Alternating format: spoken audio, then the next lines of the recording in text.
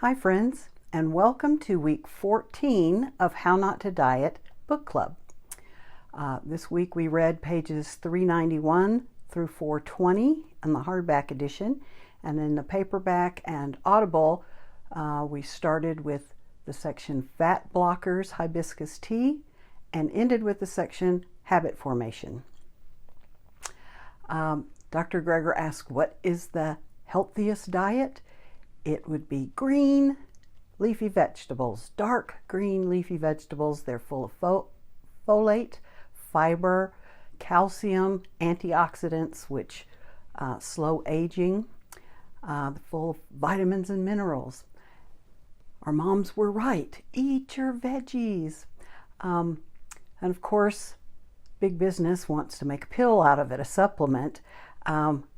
But we're always better off eating the whole food, because the whole food has the whole symphony of vitamins, minerals, nutrients, everything that we need, rather than separating it out. When you take a supplement, they're not regulated, and you don't know if what you are buying is actually in the pill. So, Mom is right. Eat your veggies, eat your fruit. It allows us to lose weight, reverse diabetes, lower blood pressure, live longer, and live stronger. What's the best way to eat greens? Any way you can get them in. And he talked about smoothies, which he's talked about before. You want to have at least half greens and then add the fruits and the water on top of it for best benefit. And of course, we want to slow down and prolong the duration so our brains have time to register that we're full. Adding a tablespoon of flax has lots of great health benefits. It also makes it creamier and suppresses our appetite. After you have any fruits or vegetables that have vitamin C, you want to rinse with clear water afterwards to protect the enamel on your teeth.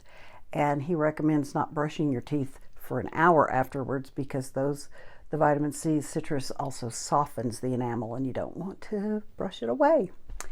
I found the videos very helpful and interesting this week. They were short, and some of them talked about brown adipose tissue, an organ in our bodies, a unique organ. When I hear the word organ, I think of my heart as an organ. My kidneys are organs. My skin is the largest organ in my body.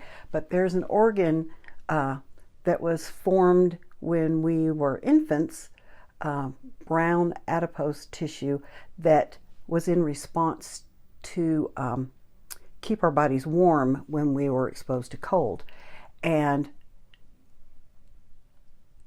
as it is activated, the brown fat consumes the white fat in our body. And the white fat in our belly stores fat, but brown fat, when activated by cold,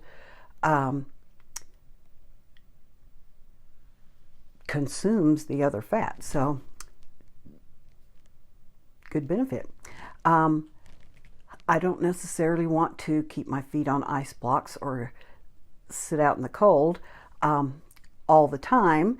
We can, even a couple of hours of just turning the thermostat down to the 60s rather than the 70s can activate the brown adipose tissue as well.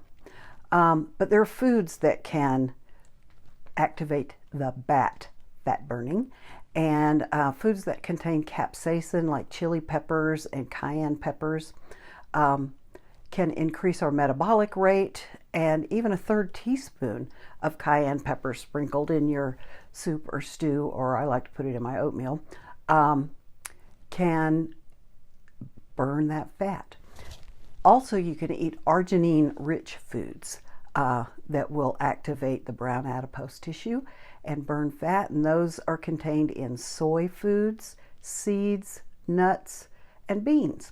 And yum, all of those are fat burners. Dr. Greger talked about ginger and cinnamon also activating fat burning, and those are delicious.